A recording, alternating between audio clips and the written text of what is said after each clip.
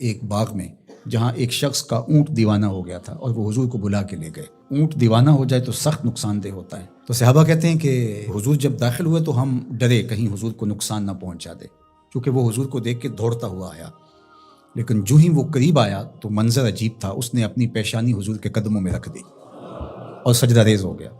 جب اونٹ کی اس محبت کو ہم نے دیکھا تو برجستہ کہا کہ نحن احق ان نسجد للنبی صلی اللہ علیہ وسلم، حضور ہمارا بھی جی چاہتا ہے کہ ہم آپ کو سجدہ کریں۔ تو جب آقا کریم علیہ الصلوۃ والسلام نے صحابہ کے اس مطالبے کو سنا تو فرمایا کہ اگر اللہ کے علاوہ کسی اور کے لیے سجدہ روا ہوتا تو میں بیوی کو حکم دیتا کہ وہ شوہر کو سجدہ کرے۔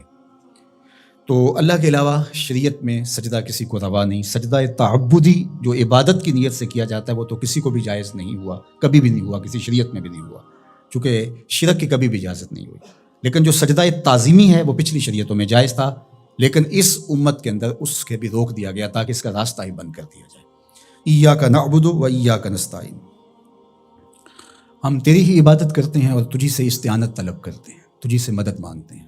عبادت کسے کہتے ہیں؟ اقصی غایت التذلل والخضوع، انتہائی درجے کی عاجزی اور انکساری عبادت ہے، اور عبادت کا جو نقطہ کمال ہے وہ سجدہ ہے۔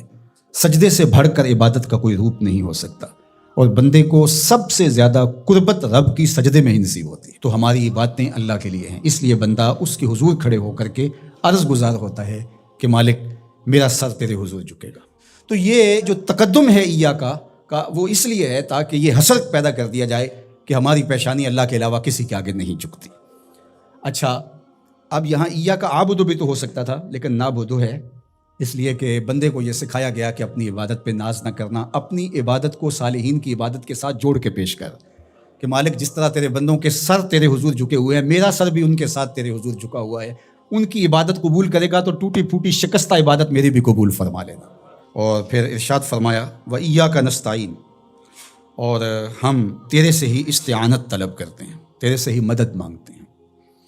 استعانت اون سے ہے، اور استعانت کا معنی پھر یہ طلب ماخذ ہے نا اس کا، خاصہ باب استفعال کا، تو پھر اس کا مطلب یہ ہوا طلب الاون، مدد کا طلب کرنا۔ تو ہم اللہ جل شانہ کی عبادت بھی کرتے ہیں، اور پھر دوسرا درجہ جو ہے مدد طلب کرنا، نصرت اور تائید طلب کرنا، وہ بھی ہم اللہ سے طلب کرتے ہیں۔ تو اس لیے عبادت بھی اسی کے لیے ہے، کسی اور کے لیے عبادت ہو ہی نہیں سکتی، اور مدد اور نصرت بھی اسی سے ہی طلب کی جائے گی۔ جس طرح ایاک معنی میں حسر پیدا کرنے کے لیے اس کو مقدم کیا گیا ہے، ایاک نعبد و ایاک نستعین، تو یہاں بھی ایاک کو اسی طرح مقدم کر کے وہی زور یہاں کلام میں پیدا کیا گیا ہے تاکہ جو ہے وہ سمجھنے والے اس کو سمجھنے میں کوئی ٹھوکر نہ کھائیں، اور اللہ ہی سے مدد طلب کرنی چاہیے۔